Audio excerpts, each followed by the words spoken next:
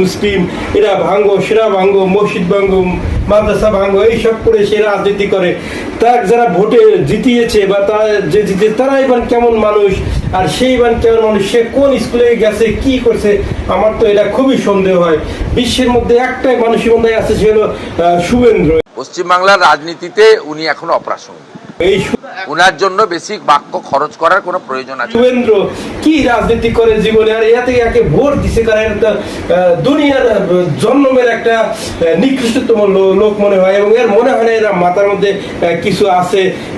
সারাদিন মানুষের এই হিন্দু মুসলিম এগুলা করে করে সে রাজনীতির হাসিল করেছে, এগুলা দিয়েই সে বড়, এগুলা দিয়েই সে পশ্চিমবাংলার রাজনীতিতে উনি এখন অপ্রাসঙ্গিক নেতা হয়েছে। আসলে এই ধরনের মানুষের হাতে দেশ রাষ্ট্রের ক্ষমতা বা দেশ রাষ্ট্রের দায়ভার, যেখানে বৃহত্তর একটা গুরু দায়িত্ব থাকে, যেখানে একটা সৃষ্টির একটা থাকে, সেইখানে তারা কেমনে তারা এই ক্ষমতা গুলো পায়, কেমনে তাদের কাছে যায়, আসন পায়।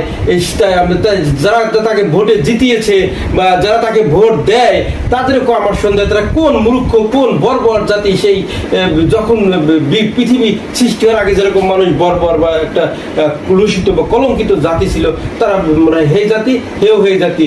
তারা তো কোনো স্কুল কলেজে মনে হয় পড়াশোনাও করে নাই, তাদের কোনো জ্ঞান বুদ্ধি নাই, তাদের সামান্যতম একটা বিবেচনা এগুলো নাই, কি কথা কয় না কয়, সারাদিন শুধু হিন্দু মুসলিম হিন্দু চাই মুসলিম মারো এইসব নিয়ে ব্যস্ত আছে।